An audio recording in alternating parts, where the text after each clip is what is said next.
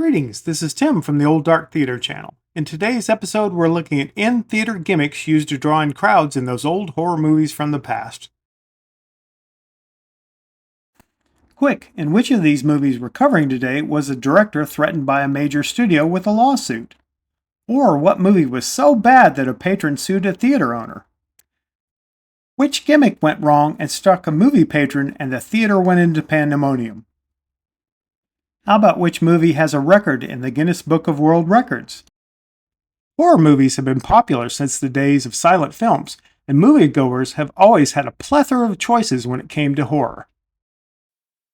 Producers and directors had to get more creative in getting people into theaters to see their movies.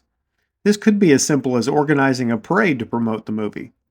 Bill Castle once babysat the children of a radio host so the host and his wife could see Bill's movie, and he got nationwide press coverage due to this. Other gimmicks included a coward's corner in the theater lobby that patrons who were too scared to finish a movie could retreat to, and a free funeral if you died during that horror movie.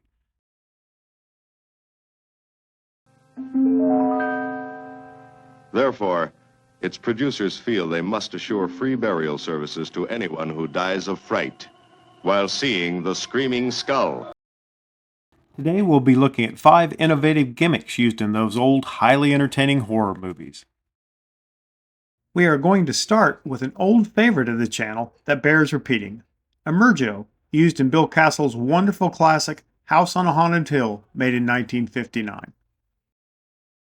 I'm Frederick Lauren, and I've rented the house on Haunted Hill tonight so that my wife can give a party.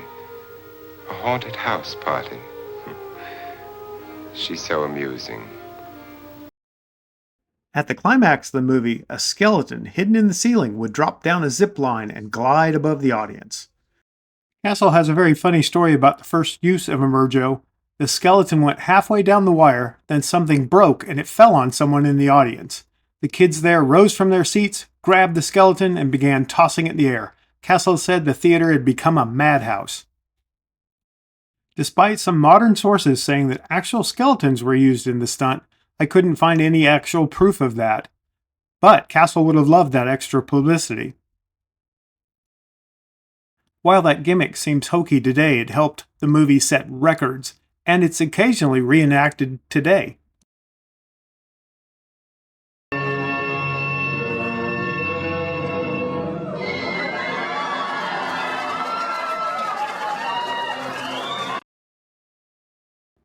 The next movie and its effects were definitely an odd pair. The effect was called hallucinogenic hypnovision, and the movie was Ray Dennis Steckler's The Incredibly Strange Creatures That Stopped Living and Became Mixed Up Zombies, which was made in 1964. Hypnovision was really two things. The first, a spinning wheel, which was shown on the screen, but that was a prompt for actors in masks to swarm the theater and scare the patrons. If you went to that movie, this is what you could expect. Columbia Pictures thought the title Ray Dennis Stecker chose for his new movie was too close to the title of their new film, Dr. Strangelove, and they threatened to sue him. Steckler changed the title. Steckler suffered what was probably the ultimate insult when a drive-in theater owner was sued by a patron who thought his movie was not scary enough. If you've not seen the movie, here's what you can expect.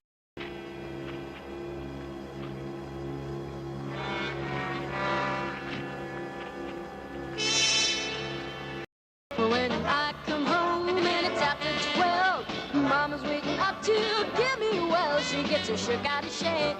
Shook out of shape. She gets her shook out of shape.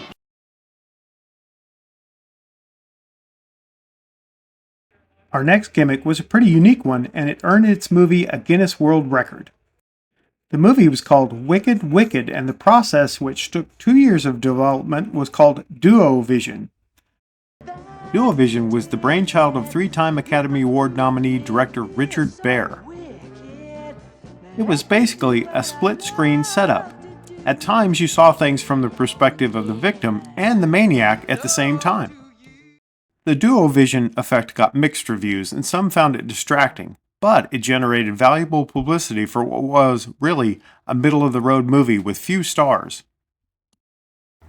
The director later admitted dual vision was nothing but a stunt to get people into theaters and to compete against the blockbusters. Dual vision was definitely an innovative process, but it also took much longer to make and over 35 weeks to edit.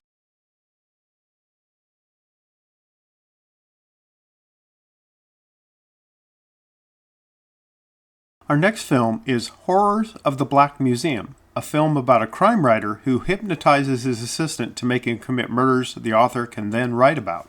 What sort of a hold does he have on you? I don't exactly know.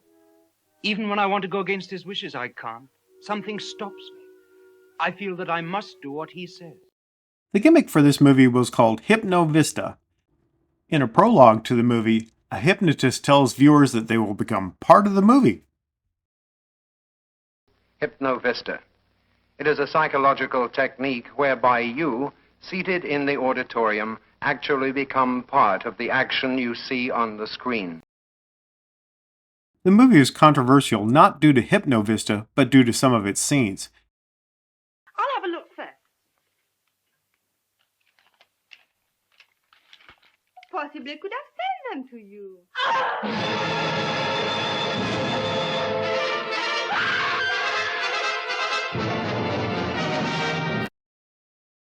In fact, a Pennsylvania state bill to regulate obscene and movies not suitable for children used this as an example.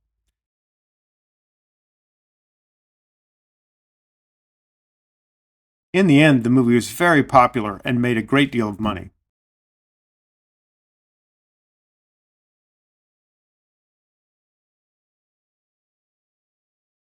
Our next movie and gimmick was The Hypnotic Eye in 1960, and it had hypno magic. Just relax. Look here.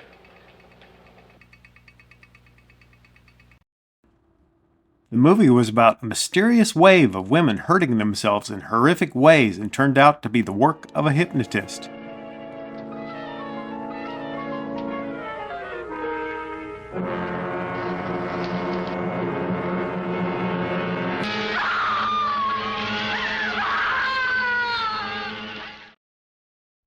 Director George Blair said that hypnomagic was not a simple camera trick, it was a combination of aspects like applied psychology and the power of suggestion which would integrate the audience into the film.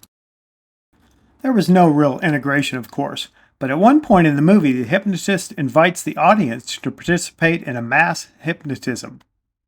And now, I would like each one of you in this theater to join us in the fun. Now, as I count to 3, you try to put your fingertips together. 1, 2, 3. Try to bring your fingertips together. Try harder. That's not hard enough. Harder. Of course, none of the audience was hypnotized during that segment, but the leading actress did several scenes while under hypnosis. What's the final verdict?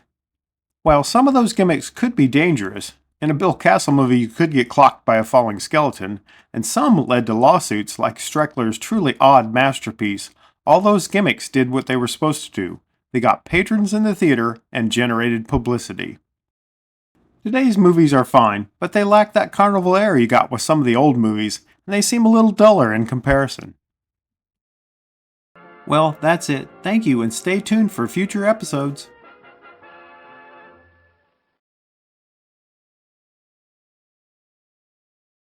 Tell the world. Tell this to everybody wherever they are.